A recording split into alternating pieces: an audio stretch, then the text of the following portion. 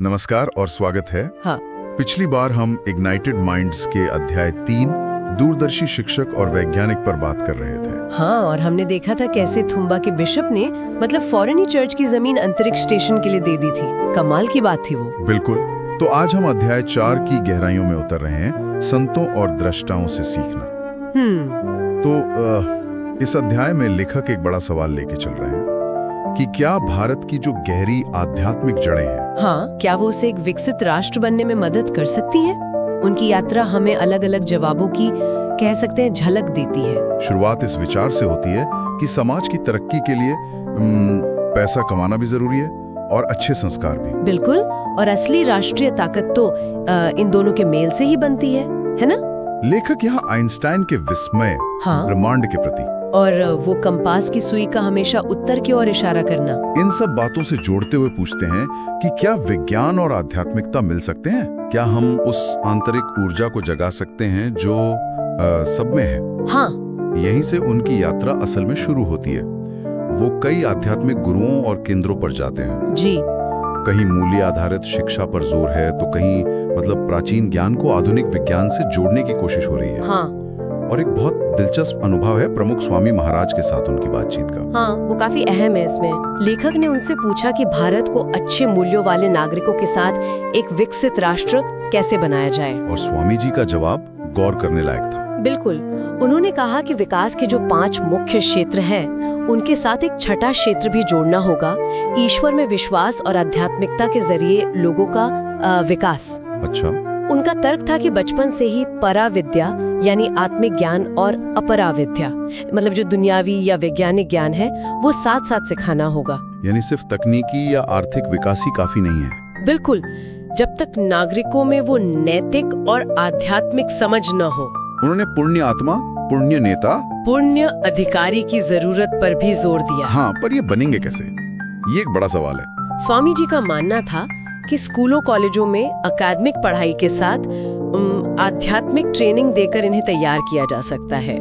उन्होंने इंसान की कोशिश और ऊपर वाले का कर्म यानी human effort and god's grace के मेल और असफलताओं से सीखने पर भी जोर दिया है ना। हाँ, ये बहुत जरूरी बात है। तो एक तरफ शिक्षा में आध्यात्मिकता को जोड़ने की बात थी, वहीं दूसरी तरफ लेखक ने ये भी देखा कि कैसे आध्यात्मिक संदेश समाज को जोड़ने का काम कर सकता है। जैसे अजमेर शरीफ में, हाँ, ख्वाजा मोइनुद्दीन चिश्ती का वो सार्वभौमिक प्रेम और शांति का संदेश, नदी जैसी उदारता, सूरज जैसी दया, धरती जैसी विनम्रता, ये बातें कितनी गहरी हैं। और ये जुड़ाव कांची मठ के अनुभव में और भी साफ दिखता है, मुझे लगता है। सही कहा।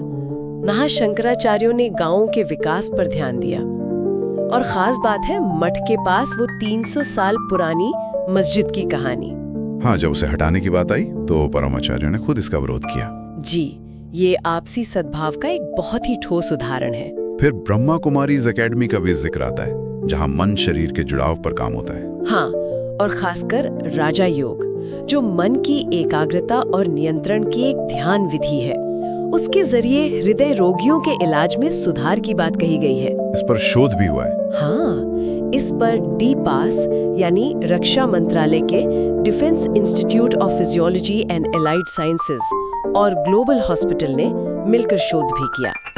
ये स्वास्थ्य की उस समग्र परिभाषा से जुड़ता है जिसमें शारीरिक, मानसिक और आध्यात्मिक, हाँ, तीनों तरह का कल्याण शामिल है। लेखक अपने उच्च स्व यानी हायर सेल्फ को पहचानने, खुद शांत रहने और दूसरों के साथ शांति से रहने की बात भी करते हैं। जी, और उन्होंने अपने दोस्त YS राजन द्वारा साझा की गई कुरान और पैगंबर मोहम्मद की बातें भी बताईं। जैसे सबसे अच्छा काम है किसी इंसान के दिल को खुश करना, भूखे को खाना खिलाना वगैरह। ये विचार ऋग्वेद के आणो भद्राह क्रतवो यंतु विश्वतः यानी हमें हर तरफ से नेक विचार मिले, इससे भी मिलता जुलता है। और लेखक के परदादा की वो कहानी भी है, हाँ, जिन्होंने राम विग्रह को बचाया था, जिसके बाद मस्जिद में खास दुआ हुई।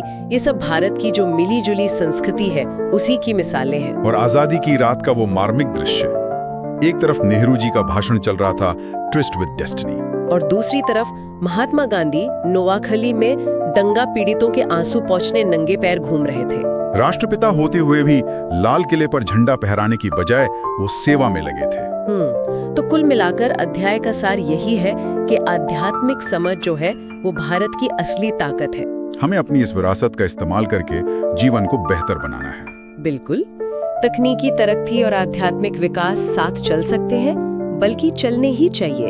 हमें विज्ञान और आध्यात्मिकता को मिलाकर विकास का अपना एक भारतीय मॉडल बनाना होगा। तो कलाम साहब का निचोड़ सिर्फ ये नहीं कि आध्यात्मिकता अच्छी चीज है, बल्कि ये कि भारत की असली ताकत इन अलग अलग आध्यात्मिक धाराओं को, चाहे वो सेवा हो, सहिष्णुता हो या आंतरिक शांति, देश की तरक्की के इंजन से जोड़ने में है। हाँ, उनका अलग अलग गुरुओं से मिलना एक तरह से इसी जुड़ाव की संभावनाओं को तलाशना था। ये एक अहम सवाल भी खड़ा करता है ना, कि व्यक्ति और समाज, मतलब रोजमर्रा की जिंदगी में और देश के विकास की कोशिशों में इन आध्यात्मिक मूल्यों को अमल में कैसे ला सकते हैं, प्रैक्टिकली कैसे होगा ये सब। हाँ, ये सोचने वाली बात है। और जाते जाते एक और बात सोचने के लिए छोड़ जाते हैं। अध्याय में श्री अरबिंदो की एक भविष्यवाणी का जिक्र है कि भारतीय मन अपनी संस्कृति के अर्थ को पूरी आजादी से जानने के अपने हक को फिर से स्थापित करेगा। आज के दौर में इसका क्या मतलब हो सकता है, ये भी एक दिलचस्प सवाल है। जरूर। तो अगली बार हम अध्याय 5 पर चर्चा करेंगे, जिसका विषय है राजनीति और धर्म से परे देशभक्ति। हाँ, वो भी एक महत्वपूर्ण अध्याय है। तो उस बातचीत के लिए जरूर जुड़िएगा। धन्यवाद। धन्यवाद।